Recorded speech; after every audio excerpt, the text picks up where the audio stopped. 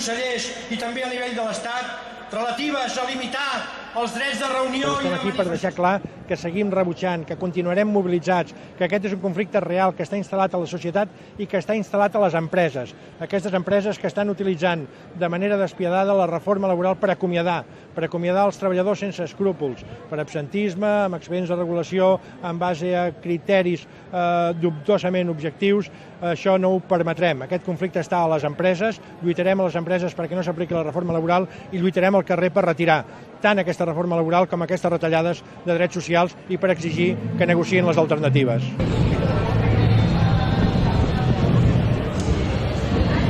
S'han de dir als polítics de la Unió Europea que han de canviar les seves polítiques, perquè nosaltres també formem part de la Unió Europea. El que no és de rebut és que vingui un senyor que és ministre d'Economia d'un país estranger a dir-nos que ho fem molt bé, que ho fem malament i que és el que hem de fer, perquè aleshores nosaltres per què votem? Si els han de vindre de fora a dir això, doncs escolti'm, miri, ja votem aquest país i així tindrem un ministre que ens representarà i per tant doncs, que tindrà que pensar quan fa aquests consells que no aplica al seu país, doncs que després s'haurà de respondre quan es convoquin unes eleccions davant dels ciutadans. Realment jo crec que la Unió Europea ha de fer un canvi radical de les seves polítiques.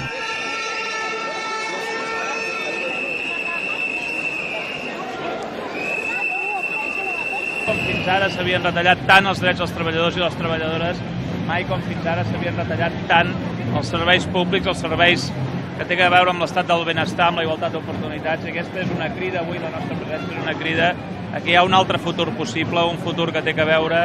amb recuperar aquests drets, que té a veure també amb recuperar les polítiques de creixement econòmic i no només les polítiques de retallades, no només les polítiques que el que fan és retallar serveis i retallar drets també.